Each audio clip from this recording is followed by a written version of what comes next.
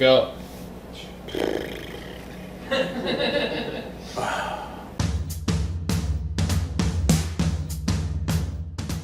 Welcome to another episode of Eat a Deck Tech. My name is Salvador Cortez. Today with me I have Sachin. Hi. Nice. Hey, thanks for coming along with us. So today we're actually covering Storm. It's been a very popular deck building up after GP Las Vegas.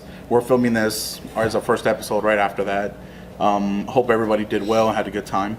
So we're covering Storm here today with Sachin.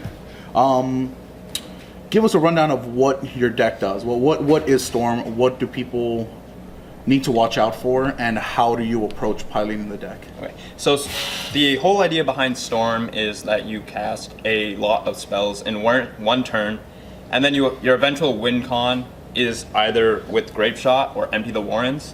So could you explain what those two cards do? Sure. So Grapeshot says deal 1 damage to target creature or player, but it also has Storm. So what that means is for each spell that's been cast before it this turn, whether it was you or your opponent, an additional copy of Grapeshot is created. For Empty the Warrens, it's the same idea as Storm, but you make 2 1/1 red goblins instead for each cast. So your game plans are either hit them for 20, 15, whatever their life is. Exactly. Or you create enough tokens that they can't block them all. Correct. Okay, that's it. Now, so that's the game plan. So what, like, let's go with your only 8 creatures that exist in the deck. Right. And you know, they're pretty straightforward, but for those people who don't know what the creatures do, the first one's, I can't pronounce it. Baral. Chief yeah. of Compliance. Yeah. Yeah, and then the other one's like the old storm creature, the Goblin. So run us through like what made Storm a lot better once Baral came out. So originally in the Storm deck, there were 4 Goblin Electromancers. You know, it's 1 blue, 1 red for a 2/2. It says instant and sorceries cost 1 less to cast. And the problem was Storm wasn't as consistent because you only had 4 of these guys in the deck. Mm-hmm. However, once Baral was released, it has the same ability, instant and sorcery spells you cast cost 1 less. So you are now able to you can have 1 in your opening hand. So it's just more consistent running 8 copies of a creature. And you just noted like Baral is easier to cast. Exactly. Just due to the 1 blue and other. 1 colorless and 1 blue. Yep. Right on. So his second ability is whenever you would counter a right. Yeah, so whenever you counter, you pretty much just draw and discard, correct? Correct. How useful is that in a Storm build? Because I see you're only running 2 remands. 2 counter spells, it says. Well, it's really the main reason to play Baral is just for the reduction of the spell cost, but it's very helpful with remands because instead of just drawing 1 spell off of remand, you're now able to draw potentially 2 spells. And you can also now just put a card in your graveyard that it doesn't even have to be a dead card because Past in Flames is in this deck. Correct. Now, we're talking about the reduction of price. Let's go over all your 2-drops. So you have Merchant Scroll. Right. You have Manamorphose. Your Grapeshot, obviously, is one of your game ender. Your Echoing Truths, Past in Flames, Pyretic Ritual, and Desperate Ritual. So all these 2-drops, some of them that I mentioned, are essentially 1 mana at 3 mana to your mana pool. Exactly. So what does a normal hand of Storm look like for you? Like, what do you want to see in your opening hand to win? Ideally, you want 3 lands, whether you draw into them by turn 3, or you just have them. You want 3 lands. You want 1 of your creatures. You'll want a Gifts Ungiven. Okay. And you'll want 2 rituals or a ritual and a Manamorphose. Okay. So you essentially either want like a cantrip effect, you want something that can help boost your mana for cheap. Exactly. And now walk us through like how the gift package works in a Storm deck, because usually people are used to seeing gift in like animator decks with like Unbearer Rights and things like that. It's like, what are your 4 targets for Gifts Ungiven? Right. So it's obviously situational, but the main target for Gifts Ungiven is you get 1 of each ritual, you get a Manamorphose, and then you get a Past in Flames. And the reason you get these 4 is because normally, and no matter what 2 they give you, you'll be able to cast Past in Flames. That's the entire goal. If you can cast Past in Flames and have 1 floating mana left, then you can redo the entire cycle of casting more rituals from your graveyard and then casting gifts again, and just repeating that process until you have high enough storm count to kill your opponent. So it just lets you continue your combo. Exactly. Kick. So now that we're mentioning graveyard, obviously graveyard hate plays a big part in setting you back. What are decks that you just don't like seeing across the board? Well, there's obviously any graveyard hate in a deck, but that's usually post sideboard. If it's game one, the worst matchups are either burn or any deck that has hand disruption. So Jund or even Death Shadow can be a problem. Simply because a turn one Thoughtseize or a turn one Inquisition they'll just pick out any card. I actually prefer to see a turn one Inquisition because they can't get rid of my Gifts Ungiven. But that's just how it goes. Okay. Now some of your other, like some of these are cantrips. You have your game enders. Correct. You have like mono fixers, counter spells. You already explained the gift. So the only two spells that stand out like awkwardly would be Merchant Scroll and Echoing Truth. Yes. Can you like tell the people watching like why those cards are essential here? So the reason behind Merchant Scroll is it's basically just another 2 additional Gifts Ungiven. Okay. The entire premise of this deck, it's Gift Storm. So if you don't have Gifts Ungiven, it's very difficult to storm off because, as I said before, the Gifts Ungiven gets you your mana rituals, so you can generate enough mana to cast enough spells to win.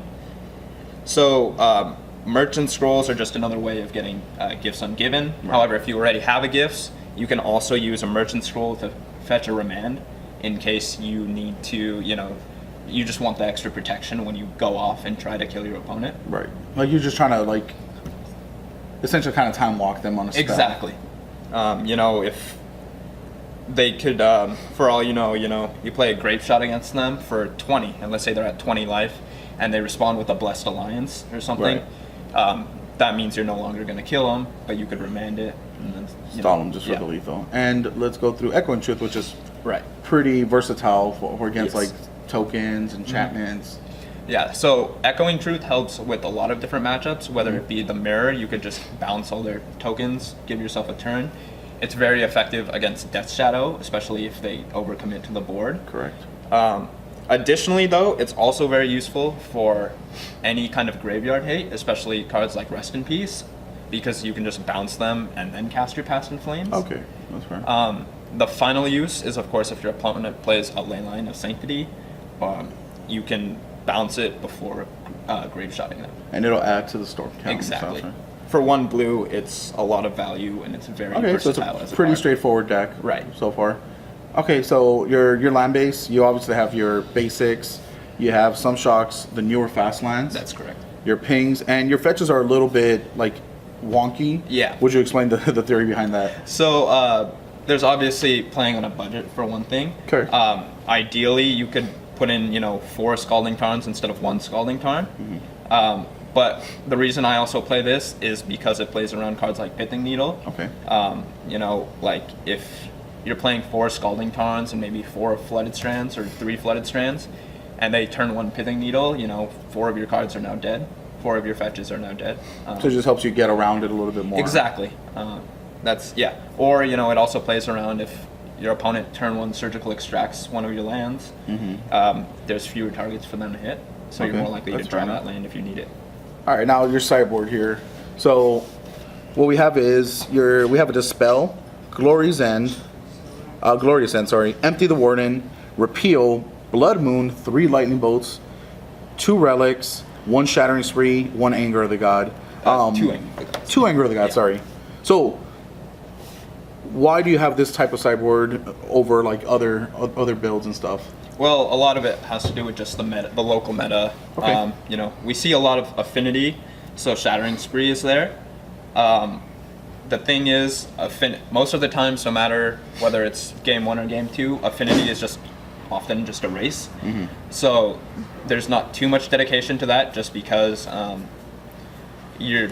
still want to stay on tempo and just kill my opponents first. However, Anger of the Gods would also deal with affinity, because every single card in the sideboard, save for Empty the Wands, can be cast turn 2. And that's really important.